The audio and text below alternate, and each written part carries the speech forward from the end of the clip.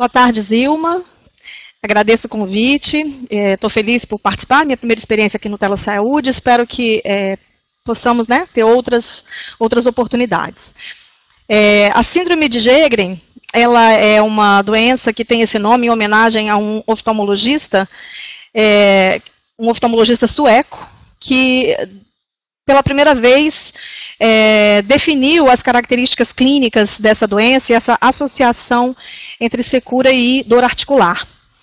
Uma vez apresentado quem é o Dr. Sjögren, me apresento, eu sou Valéria Valim, eu faço parte da Comissão de Síndrome de Sjögren da Sociedade Brasileira de Reumatologia, desde a sua inauguração, sua origem em 2012.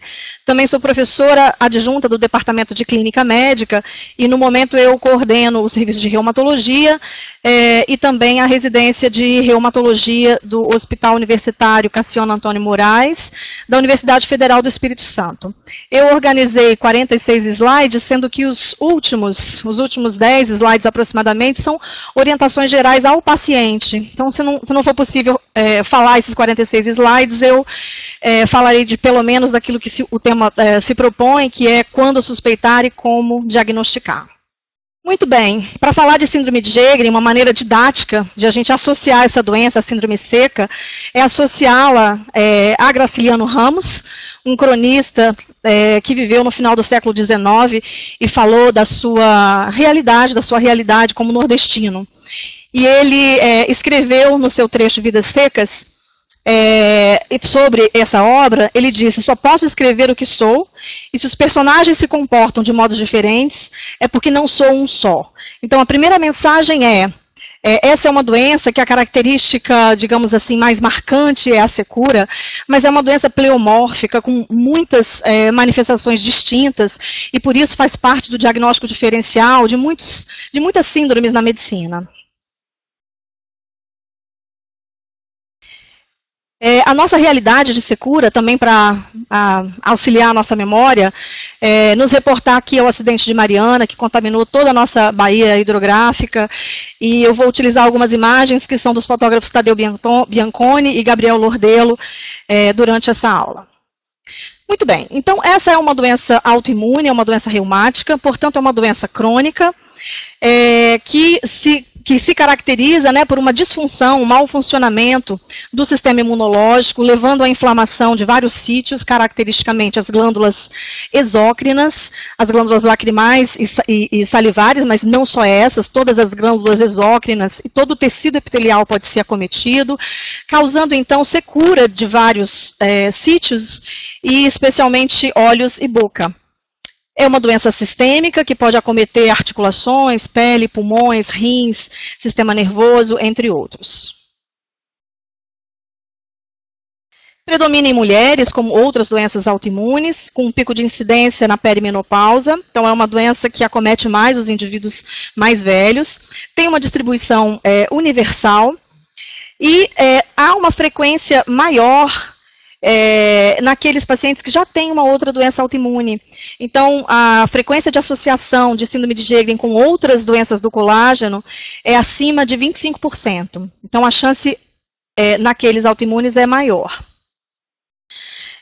A prevalência dessa síndrome no Brasil foi descrita por um estudo que nós realizamos aqui no Espírito Santo, é a única casuística brasileira. E numa população de 1.205 indivíduos que foram avaliados em domicílio, nós chegamos a essa prevalência de quase 0,2%. Como e por que essa doença acontece? Então, existem fatores genéticos e ambientais. Podemos dizer que a importância de cada uma desses fatores é de aproximadamente 50% de cada um. Dentre os fatores genéticos, tem genes de susceptibilidade HLA de classe 2, mas também aqueles relacionados à imunidade inata, como o STAT4 e IRF5. E os fatores ambientais mais importantes são algumas infecções virais e bacterianas, destacando aí algumas infecções virais, como o Epstein-Barr, o vírus da hepatite C, o HIV, o citomegalovírus, o HTLV. E é importante também, no período da menopausa, a mudança que acontece na expressão de receptores de estrogênio, e aí isso também justifica porque há uma frequência maior em mulheres menopausadas. A célula epitelial da glândula salivar, e provavelmente de outros epitélios também, ela não é só o tecido mais caracteristicamente agredido, mas os autoantígenos que derivam dessa agressão são muito importantes para a perpetuação da inflamação nessa doença. Essa é uma doença que, por ser uma doença autoimune, tem alguns anticorpos que são autoanticorpos que se relacionam à doença e que se relacionam ao dano tecidual. Essa é uma doença do linfócito B, e a gente consegue dimensionar a importância do linfócito B nessa doença pelo risco de linfoma de célula B. Então, é a doença autoimune com maior risco para linfoma de célula B, e a gente considera o linfoma como um estágio avançado da doença. Não apenas o risco para linfoma, mas também para outros tipos de neoplasia. Na história natural da doença, é importante dizer que existe polos diferentes. Então, alguns pacientes ficam no polo benigno e desenvolvem sintomas de secura, dor crônica e fadiga, enquanto que existe um outro polo de manifestações sistêmicas em que há manifestações relacionadas a uma epitelite, manifestações relacionadas a vasculite, depósito de imunocomplexo, e também o desenvolvimento do linfoma numa frequência de 5 a 10% de linfoma nessa população, uma frequência de aproximadamente 15% de lesões relacionadas à vasculite e 30% de manifestações sistêmicas extraglandulares. É interessante descrever a doença em dois polos, porque, curiosamente, os pacientes que têm mais dor não inflamatória têm menos risco de manifestação sistêmica e menos risco de evolução para linfoma. Não se sabe ainda o motivo para isso, mas muito provavelmente isso se relaciona a uma resposta do sistema imunológico e uma resposta inflamatória que também pode estar explicando por que é que um polo é benigno e o outro é um polo mais sistêmico. Uma via da inflamação que pode trazer uma luz sobre essa dissociação entre sintomas e manifestação sistêmica é talvez a via do interferon gama e a via das quinurininas, mas isso ainda é bastante experimental, mas é bem intrigante que aqueles pacientes que têm mais dor, porém uma dor não inflamatória, é justamente aquele que tem menos risco de manifestação sistêmica. Isso é importante para a gente estratificar o paciente que pode ser seguido na atenção primária, que pode ser seguido talvez de maneira compartilhada entre o especialista e a atenção primária.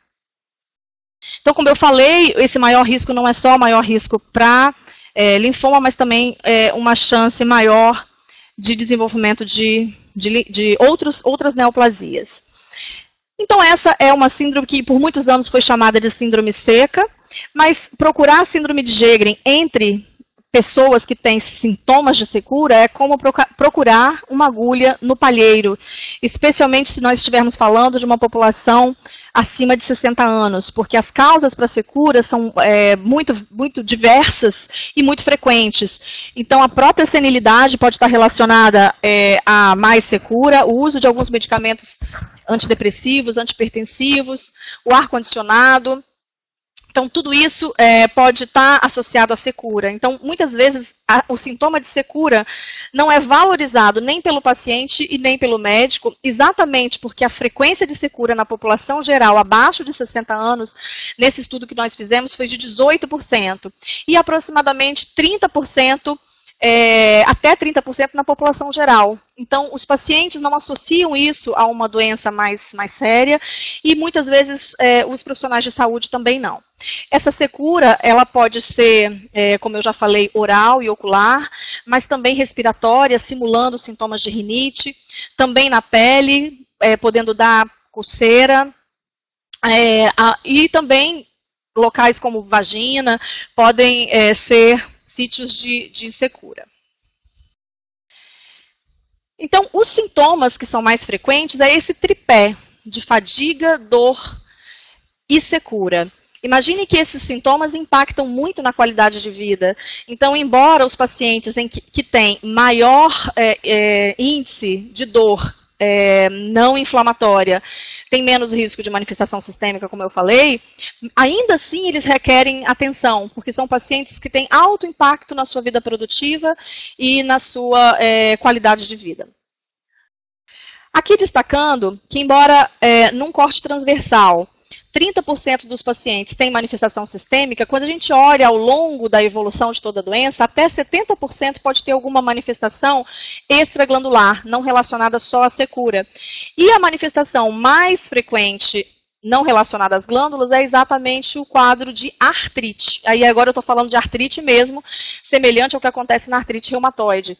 Então é uma doença que tem diagnóstico diferencial com a fibromialgia, pela dor difusa, com a artrite reumatoide, porque pode dar uma artrite de mãos, de grandes e pequenas articulações, e também por outras semelhanças em relação às manifestações sistêmicas, também é um diagnóstico diferencial com outras colagenoses, como o lúpus eritematoso. Então, aqui nesse slide, vocês veem uma distribuição dos principais sintomas e a manifestação articular do tipo artralgia inflamatória é a mais frequente. Esses pacientes também podem fazer fenômeno de Raynaud, manifestações pulmonares, neuropatia periférica, vasculite, envolvimento de sistema renal, especialmente tubulopatia, mas também glomerulopatia, envolvimento de sistema nervoso central e periférico, pancreatite.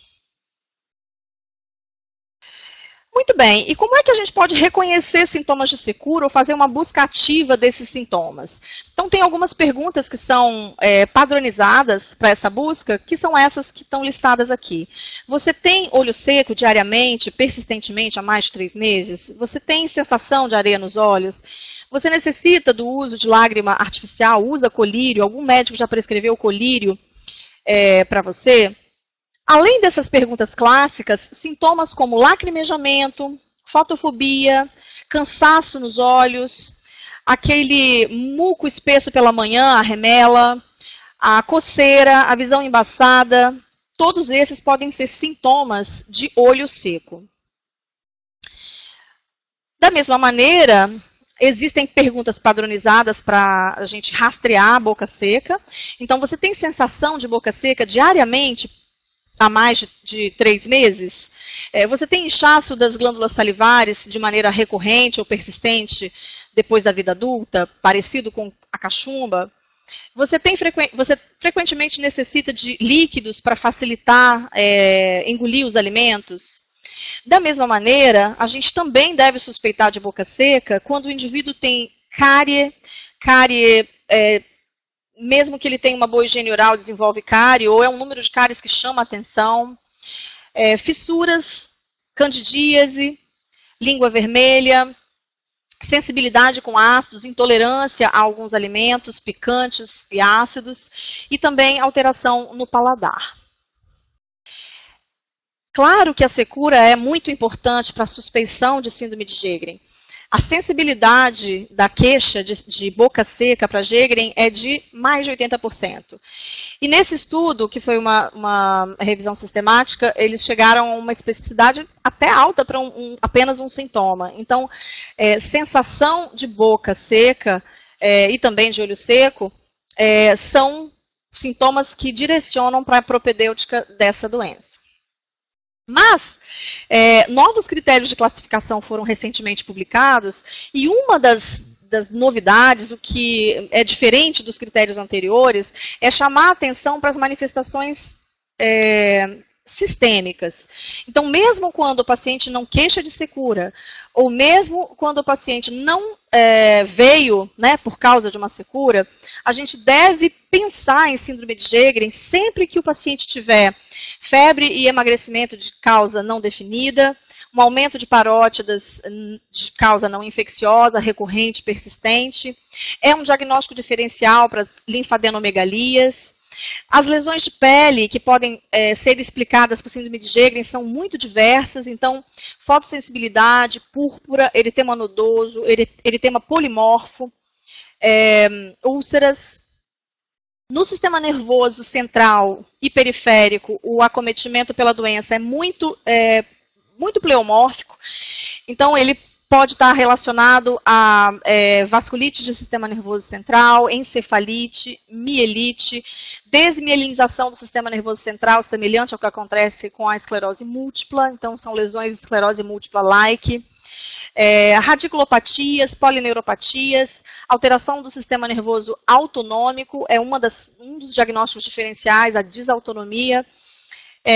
Também os quadros de doença pulmonar intersticial e de vias aéreas, então o acometimento pulmonar, especialmente o PIN e PIL, mas também as bronquiolites são diagnóstico diferencial dessa doença. No sistema musculoesquelético, como eu já falei, a artrite, mas também a miosite, as glomerulopatias e, mais frequentemente, as tubulopatias. Aqueles pacientes que têm hipergama-globulinemia, complemento baixo. Então, esse painel de manifestações clínicas e imunológicas devem ser investigadas, a gente deve incluir aí no diagnóstico diferencial a síndrome de Sjögren. Então, a mensagem investigue sempre os secos, mas também suspeite daqueles pacientes que têm alguma manifestação sistêmica de causa não definida. Outra mensagem importante, que eu já mencionei no início dessa aula, é que há uma sobreposição de síndrome de Sjögren com outras colagenoses. Então, a síndrome de Sjögren se associa com artrite reumatoide, se associa com lúpus eritematoso, com esclerose sistêmica, com cirrose biliar primária. Então, nesses pacientes, quando existe secura, pode ser pela doença de base, mas pode ser uma sobreposição com síndrome de Sjögren. E outras doenças que não estão no grupo das colagenoses podem se manifestar como secura e devem ser descartadas. Então, aí entra o diabetes, as doenças infecciosas, muito importante, a gente não pode prosseguir a investigação para a síndrome de Sjögren e nem pode valorizar um resultado de biópsia sem ter antes descartado HIV, hepatite C, como diagnóstico diferencial. Outro diagnóstico diferencial é a sarcoidose, a doença do enxerto versus hospedeiro e a radioterapia, que aí fica fácil da gente recuperar na história pregressa do paciente. E também uma doença mais recentemente descrita e não tão frequente, que é a síndrome de IgG4, que também causa um aumento das glândulas salivares e lacrimais. Antigas ferramentas, elas ainda são úteis, porque a cintilografia, o rosa bengala, a cialografia, são testes que eram bastante utilizados no passado e que hoje entraram em desuso. A cialografia e o rosa bengala não devem ser realizados porque eles são tóxicos para o paciente. Então, eles foram realmente substituídos. A cintilografia ainda pode ser realizada, embora não faça parte dos novos critérios de classificação. Mas o rosa bengala e a cialografia simples, esses exames não devem mais serem solicitados. A cintilografia ainda pode ser útil, porque é uma avaliação funcional da excreção salivar. Esses são os critérios de classificação que foram publicados em 2017, foram desenvolvidos em 2016. Por esses critérios, quem deve ser rastreado? Aqueles que têm secura e aqueles que têm alguma manifestação sistêmica naquela lista que eu mostrei no slide anterior. Então, a gente pode pontuar as alterações e quando a contagem é maior que 4, a gente pode definir o critério como síndrome de Sjögren, pode classificar como síndrome de Sjögren, com uma sensibilidade e uma especificidade maior que 90%. Quem mais pontua é a presença do anticorpo anti-Rho, que é um marcador dessa doença, e a biópsia de glândula labial, com um score focal maior ou igual a 1. Eu vou mostrar isso mais adiante, quando for falar de cada um desses instrumentos de avaliação. Também pontua se o olho, além da secura que subjetivamente o paciente possa sentir, se a gente confirmar que tem uma disfunção da produção da lágrima através de um teste chamado teste de Schirmer 1, eu vou também mostrar à frente, e os testes de coloração de superfície ocular, pelos corantes de rosa bengala, de lisamina verde e de fluoresceína. Então, se a gente tem a confirmação da disfunção da produção de saliva por um fluxo salivar baixo, ou a gente tem a confirmação da disfunção de produção de lágrima pelo teste de Schirmer ou pelos testes de coloração de superfície ocular, o paciente pode receber 1 ponto.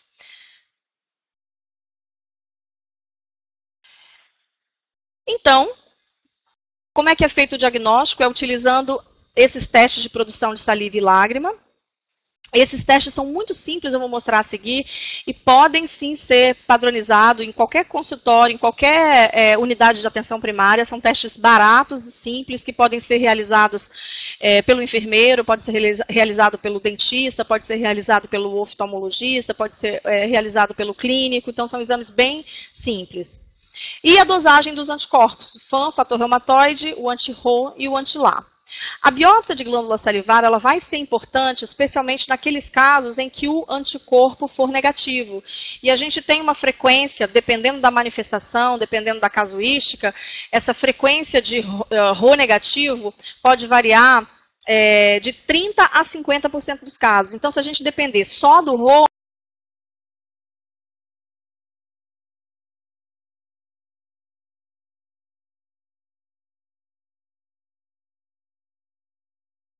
para a propedêutica dessa doença, a gente tem um fluxo de triagem e isso pode ser facilmente regulado aqui para o Hospital das Clínicas, mesmo que esse paciente não vá depois ser seguido aqui, mas a gente faz um mutirão por mês para esclarecer o diagnóstico e isso é aberto para a rede.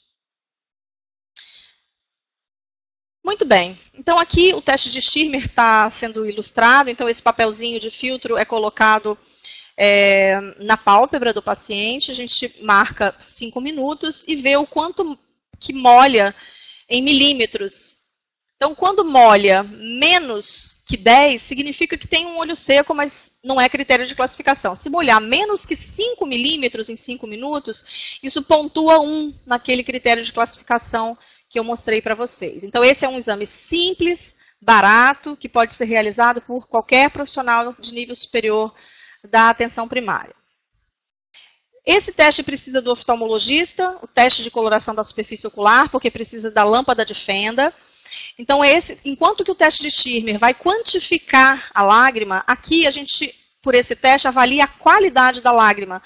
Porque esses corantes, a lisamina verde e a fluoresceína, vão marcar as células caliciformes que entraram em apoptose. Então, esses pontinhos vão mostrar uma consequência do olho seco, que é essa apoptose das células caliciformes. Então, isso é pontuado pelo oftalmologista por uma escala que pode ser pela contagem desses pontos, que é essa Ocular Staining Score, que tem que ser maior que 5, ou uma escala qualitativa, que é bastante antiga, que era aplicada quando se usava o rosa bengala, que é essa escala de Van Bijsterveld. Então, quando tem uma pontuação de 4 em 9, ou quando tem, pelo Ocular Staining Score, maior que 5, maior ou igual a 5, também ganha 1 ponto naquele critério de classificação que eu mostrei para vocês. Bom, o fluxo salivar não estimulado também é um teste simples, ele mede a produção salivar em repouso ou em condições basais. É desejável que esse paciente fique em repouso, não use tabaco nem cafeína no dia da avaliação. Essa lágrima ela deve ser colhida por 15 minutos. O paciente não pode nem escarrar, nem cuspir e nem deglutir. Então, passivamente, a lágrima é colhida num recipiente e depois ela pode ser medida num tubo milimetrado ou pesada. A balança de precisão de 3 dígitos, ela custa no mercado R$200. A gente aqui no Hospital Universitário utiliza uma balança de precisão que é utilizada em laboratório de pesquisa, mas na prática clínica isso não é importante. A gente pode usar uma balança que tenha certificação da Inmetro, que seja uma balança certificada, mas uma balança de baixo custo. Nos exames laboratoriais, 90% dos pacientes pode ter FAM positivo, 40% a 50% dos pacientes fator reumatoide positivo. Uma frequência de anti-Rho e anti-LA vai depender principalmente da manifestação clínica. As manifestações neurológicas têm uma frequência de Rho muito baixa. Mas, em média, 50% a 70% dos pacientes têm Rho positivo. Outros exames podem ser úteis. A crioglobulinemia, ela marca a gravidade de doença, complemento baixo e hipergama marca atividade sistêmica. Esses pacientes podem ter citopenia, semelhante ao que acontece no lúpus. Pode ter prova de atividade inflamatória elevada, tanto o VHS quanto o PCR, mais o VHS do que o PCR. E a beta-2 microglobulina é um marcador de linfoma. A biópsia de glândula salivar recomendada é essa técnica de incisão linear. É uma técnica pouco invasiva. Existe um vídeo disponível no site da Sociedade Brasileira, que foi desenvolvido aqui pelo Hospital Universitário, que mostra como é que essa técnica pode ser realizada. Habitualmente, os profissionais que têm mais habilidade para essa técnica é o dentista, o reumatologista treinado, o cirurgião de cabeça e pescoço, o otorrino, mas os cirurgiões são de mais difícil acesso, porque geralmente eles fazem esses procedimentos em centro cirúrgico, então é muito mais prático que seja feito pelo reumatologista treinado ou pelo dentista. A frequência de complicação é muito baixa, cerca de 1%, a gente tem uma taxa muito menor que essa, e a gente tem uma experiência aqui nesse hospital de mais de 1.000 biópsias.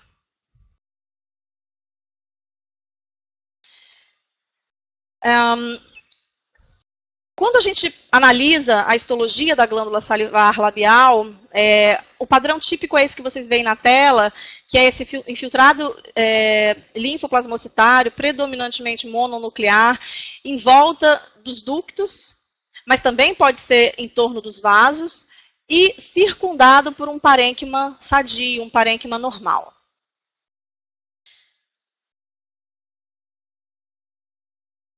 Infelizmente, a imagem do fundo não tá visível para vocês, mas é para ilustrar a exuberância da natureza e a exuberância de uma glândula salivar absolutamente sadia, voltando aqui à imagem de trás, a presença desse infiltrado inflamatório. Esse infiltrado inflamatório, quando existe uma relação de mais de um foco para cada 4 milímetros de tecido glandular, então, isso é característico, a gente chama isso de cialadenite linfocítica focal, com score focal maior que 1, que é o característico da síndrome de Sjögren. Mas não é exclusivo da síndrome de Sjögren. Esse padrão, para a gente poder assumir que é síndrome de Sjögren, a gente tem que ter realmente descartado algumas causas infecciosas, até mesmo neoplásicas, antes de afirmar. Por isso que a biópsia sozinha não dá o diagnóstico. A gente precisa realmente da investigação clínica para poder definir o diagnóstico. E aqui, mostrando de novo aquela mesma imagem, mostrando aqui um centro germinativo, quando tem mais plasmócito, isso é um preditor de gravidade. E aqui a gente vendo que existe ainda natureza no meio, né, do desastre. Então, essa é uma característica da histologia da glândula, a gente tem parênquima normal. Quando o parênquima está todo destruído, é um pouco difícil da gente ter certeza que isso é realmente uma síndrome de Sjögren, que é uma cialadenite linfocítica focal. Um método diagnóstico que veio para ficar é a ultrassonografia de glândula salivar, embora não faça ainda parte dos critérios de classificação, tem um grande valor, tanto no diagnóstico quanto no prognóstico. É bem semelhante à interpretação que é vista na tireoidite autoimune. Então, o que a gente observa é esse parênquima heterogêneo, comparando aqui com esse parênquima bem homogêneo. Aqui a gente tem um parênquima homogêneo e vê umas áreazinhas pretinhas. Aqui a gente já vê mais áreas pretinhas. Aqui tomou todo o parênquima. Então, esse parênquima heterogêneo, ele tem alta especificidade para o diagnóstico de síndrome de Sjögren, embora a sensibilidade não seja tão boa. Se fosse boa, poderia substituir a biópsia. Mas a sensibilidade da biópsia, ela é mais que 90%. E aqui a gente tem uma sensibilidade em torno de 50%. Então, não é possível substituir. Mas se a gente tem clínica e tem uma ultrassonografia típica, nesses casos a gente não precisaria fazer a biópsia de glândula salivar. A ultrassonografia tem esse valor. Além disso, no prognóstico também pode ser importante, porque os pacientes que têm mais destruição e mais alteração no parênquima têm também maior gravidade.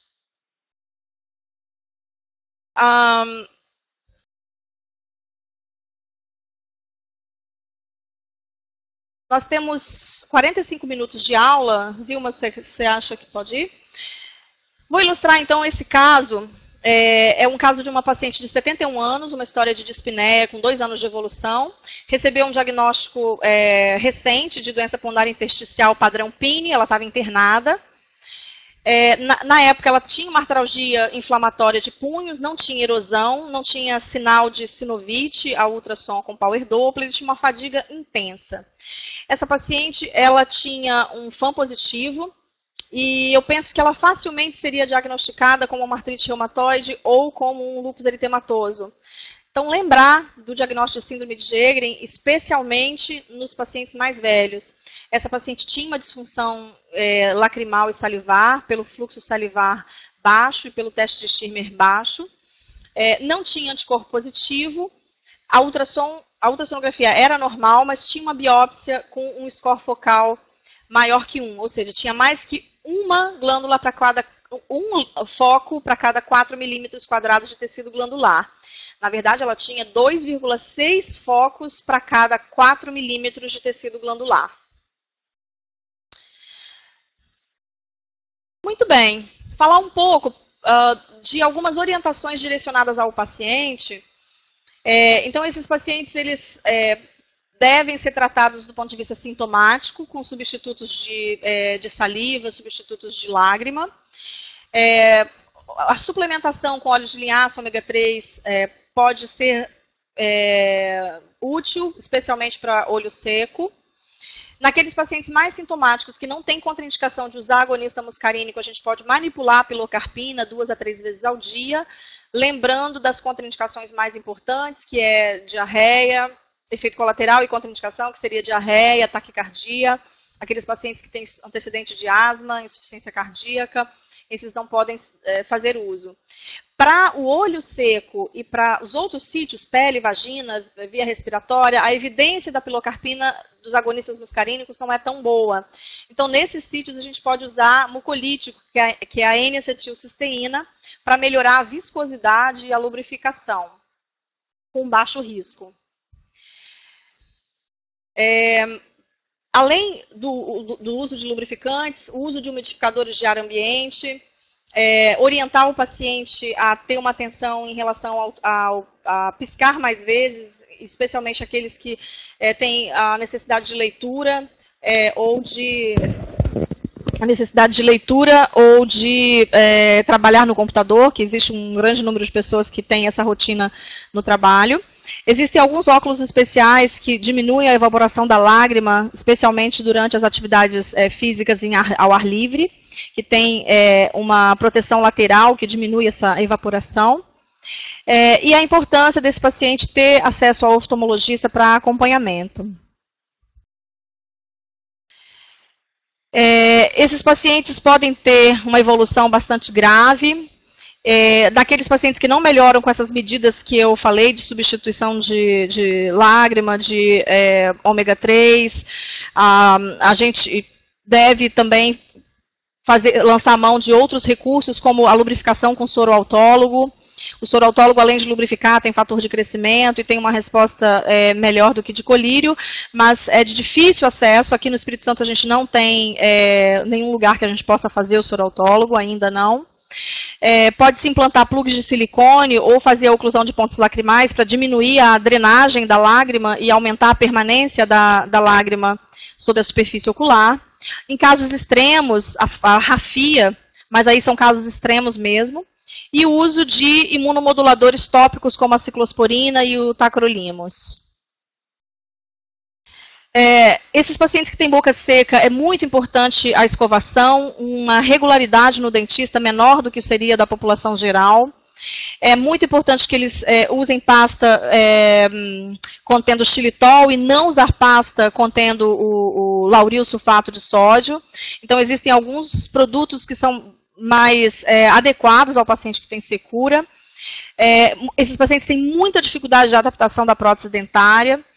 E esses pacientes devem ser orientados a evitar o consumo de açúcar, que é a principal medida, mas também alguns alimentos picantes, a bebida alcoólica, café e cigarro podem piorar os sintomas.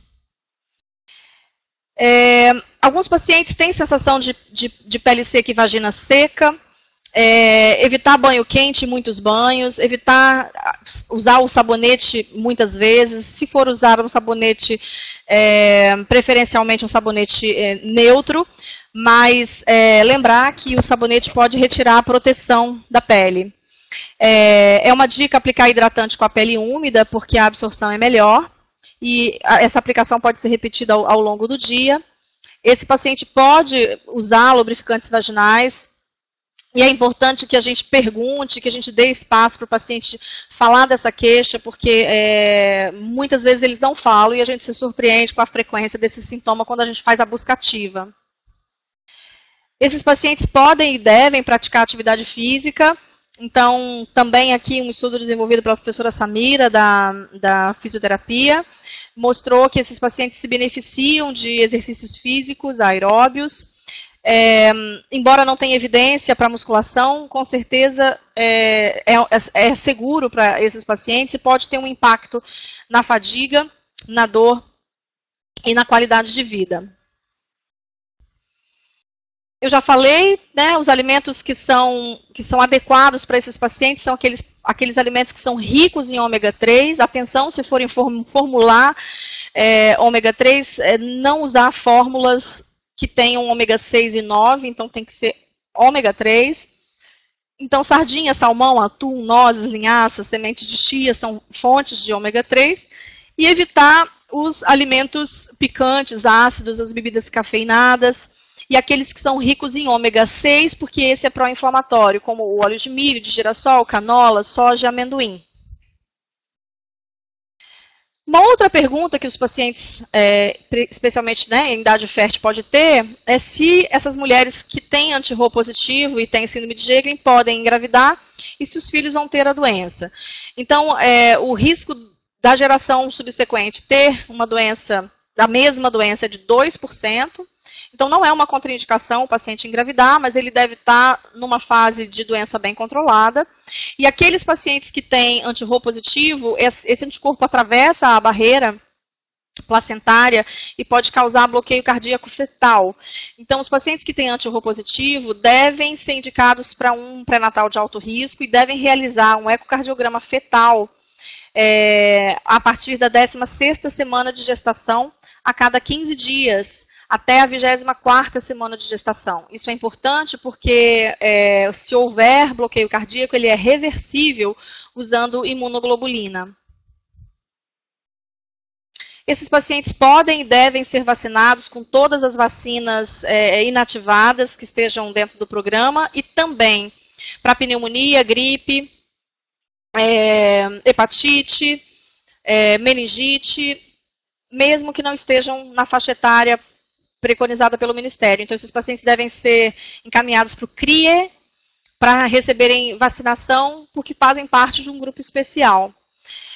A vacinação contra vírus vivo, a princípio, a recomendação é não vacinar, mas essa é uma contraindicação relativa. Nós tivemos uma experiência recente, difícil, com a febre amarela, e nesses casos o que precisa é, individualmente, o médico especialista avaliar risco-benefício de se fazer a vacina ou de se contrair a doença. Essa é uma doença que não há evidência científica para nenhuma medicação. Isso é ruim, porque limita bastante o tratamento, mas existe uma recomendação, um consenso brasileiro da Sociedade de Reumatologia, baseado em artigos nível de evidência C, principalmente, que pode nortear aí a prescrição de medicamentos. E muitos medicamentos estão sendo estudados e desenvolvidos, e eu desejo que algum deles possa, né, ter um bom nível de evidência para o tratamento dessa doença. Eu agradeço especialmente a Comissão de Síndrome de Sjögren, porque essa é uma trajetória de muitas pessoas. Aqui, olha, esse manual, ele é gratuito, ele pode ser enviado pelo correio ou pode ter um acesso online no site da Sociedade Brasileira de Reumatologia.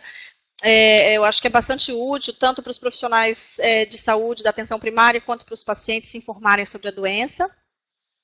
Agradeço também aos colegas e pacientes capixabas que têm construído ao longo de muitos anos várias evidências e vários estudos sobre essa doença, que é a revoada dos pássaros, quando chegou a poluição de Mariana. Então, buscar os sinais, né, que possam direcionar novos estudos e direcionar a conduta para diagnóstico e para tratamento dessa doença. Então, é muito importante a pesquisa também. E aí, então, eu agradeço aos reumatologistas e aos pacientes capixabas. Concluo dizendo essa frase de Graciliano: é fácil de se livrar das responsabilidades, difícil é escapar das consequências por ter se livrado delas. Então, o diagnóstico tardio na síndrome de Sjögren é o pior cenário possível para esses pacientes. Eles têm um diagnóstico, em média, 8 anos depois do início dos sintomas. E eu penso que as equipes de trabalho da atenção primária, a equipe multiprofissional, porque esses pacientes podem ter sintomas relacionados, inclusive, ao dentista, né? Então, eu penso que juntos podemos reduzir esse tempo entre os sintomas e o diagnóstico. Muito obrigada.